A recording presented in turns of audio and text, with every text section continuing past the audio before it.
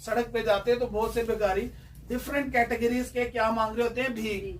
लेकिन उसमें से सिर्फ एक अंधे ने क्यों शिफा पाई कि उसने बेलफ्ज़ तवक्कल किया और उसने अपना जो है वो जब यीशु की तरफ बढ़ा तो उसने अपना पटका फेंका और कहा कि मुझे इसकी अब जरूरत नहीं है, मैं यीशु के पास आऊंगा। उसने ये ईमान नहीं रखा कि मैं यीशु के पास आऊंगा, शिफा दे देगा तो ठीक है, नहीं तो पटका तो मेरे को मैं फिर मंगन लग पाऊंगा।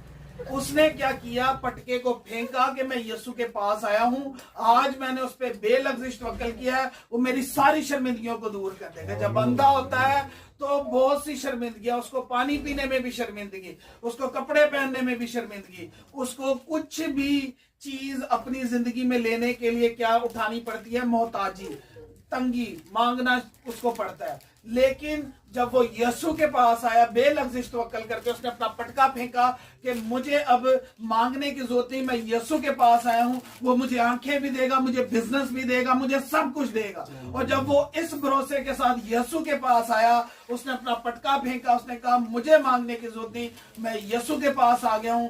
अब तो उस अंधे को अगर आंखें मिल सकती हैं तो आपको बिजनेस क्यों नहीं मिल सकता?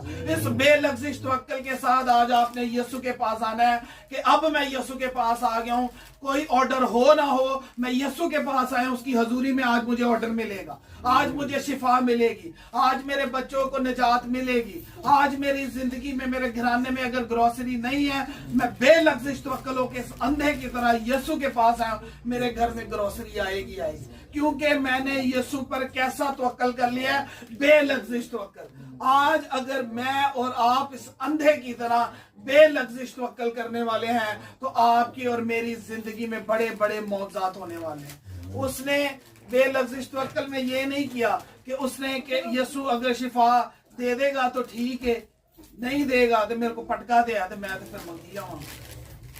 उसने कैसा तवक्कल किया, बेलफ्ज़ के यीशु के पास मैं आया हूं, ना मुझे मांगने की जरूरत पड़ेगी और मुझे आंखें भी नहीं मिल जाए। हालेलुया। तो अगर एक अंधे को जिसके पास दुनिया की सबसे बड़ी मोहताजी है, उसकी मोहताजी को खुदावंद दूर कर सकता है, तो क्या मेरे और आपकी हर एक मोहताजी को वो दूर नहीं करने को? खुदावंद के पास एक कोढ़ी आया और कोढ़ी ने आकर क्या किया, उसके कदमों में सजदा किया और कहा कि अगर तू मुझे पाक साफ कर सकता है तो मैं पाक साफ होऊंगा। और वो उसमें भी खुदावंद से क्या था, रजामंद था, खुदावंद की खुशी में खुश था कि अगर उसकी मर्जी है मेरी जिंदगी कोढ़ में या किसी भी चीज में से गुजर रही है। कोढ़ी के बारे में हम देखते हैं कि कोढ़ी पुराने अहदनामा में